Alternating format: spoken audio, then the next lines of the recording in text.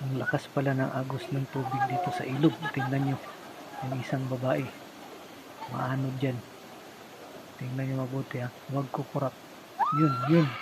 Yun, anod. Oops, oops, oops, oops, oops. Buti na lang, nahawakan. So, salo tayo dun kay kuya.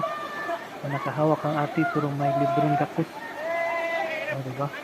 Kaya mga kaibigan, huwag kayong basta-basta tumawid sa ilog kasi malakas pala ang alon dyan. O, tingnan nyo. Si ate nakasurvive. Ang galing naman ni kuya. Sa sunod, meron pa. Meron pa yan. Oops, huwag kukurap. Tingnan nyo. Isa naman. Oops, oops. Ang galing.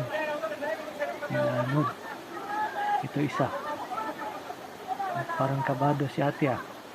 Ano ba talaga ate? Ha?